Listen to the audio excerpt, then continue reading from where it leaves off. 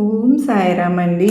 ఈరోజు బాబావారి నుంచి విభూది రావడం అనేది నిజంగా జరుగుతూ ఉందండి. లైవ్లో జరుగుతూ ఉంటే ఈరోజు జరిగిన మిరాకిల్ అనేది మీతో నేను షేర్ చేసుకుంటూ ఉన్నాను.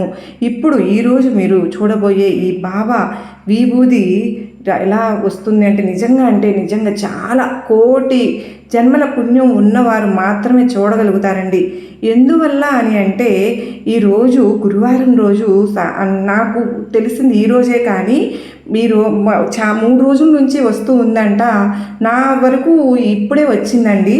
నేను మార్నింగ్ నుంచి కూడా వీడియోస్ చేసుకుంటూ మళ్ళీ డెకరేషన్ చేసుకుంటూ బాబా వారి దగ్గర ఇప్పుడే ఫోన్ దగ్గరికి వచ్చాను. చూస్తే మా గ్రూప్లో ఈ ఫొటోస్ అవి మెసేజ్లు చూశానమాట. చూసి నాకు చాలా చూడగానే ఒకలాంటి అలజడి ప్రకంపనలాగా అనిపించింది.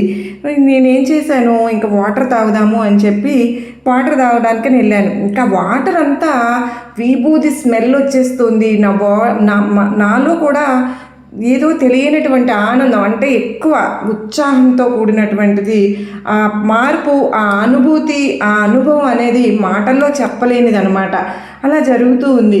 అలా వాటరు మనం ఎప్పుడైనా జ్వరం వచ్చినప్పుడైనా బాబావారి విభూది అనేది కొంచెం వాటర్లో కలుపుకొని తాగుతాం కదా, గొంతు దగ్గర ఏదోలాగా పట్టేస్తుంది, కొంచెం అనిపిస్తుంది కదా.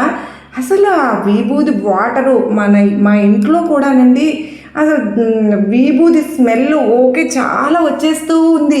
అలా ఊపిరి అంటే మనకు ఊపిరి అదే ఏదైనా రోజ్ ఫ్లవర్స్ కానీ మల్లెలు కానీ ఏదైనా స్మెల్ ధాటిగా వస్తూ ఉంటే ఎలా ఉంటుంది, అలాగా పొగ బాగా వస్తూ ఉంది. ఏం చేయాలో అర్థం కాలేదు. వెంటనే గ్రూప్లో పెట్టానన్నమాట మెసేజ్, ఇలా అనిపిస్తుంది అని చెప్పి. నిజంగా ఆ తర్వాత వాళ్ళ కాంటాక్ట్ నెంబర్ చాలామంది అడుగుతూ ఉన్నారు, మెసేజ్లు పెడుతూ ఉన్నారు, తీస్తారా ఏంట్లే అని నేను కూడా ట్రై చేశాను అనమాట. 2 times తీయలేదు వాళ్ళు. తీయకపోతే సరేలే, నేను ఇప్పుడు అనుభవిస్తున్న అనుభూతి ఇది బాబావారు ఇచ్చింది, నాకు తెలుస్తుంది కదా. అంటే మన మానసికంగా వచ్చే అనుభూతి వేరు, బాబా ఇచ్చే అనుభూతి వేరేగా ఉంటుంది, అది మనకు తెలుస్తుంది కదా. ఇంకా ఎందుకులే వాళ్ళు అని చెప్పి అనుకున్నాను. కానీ సడన్గా ఆవిడే చేశారనమాట, మాధవి గారు. ఆవిడ పేరు కూడా మాధవి గారు, వైజాగ్లోనండి. మాధవి గారి ఇంట్లో వచ్చింది.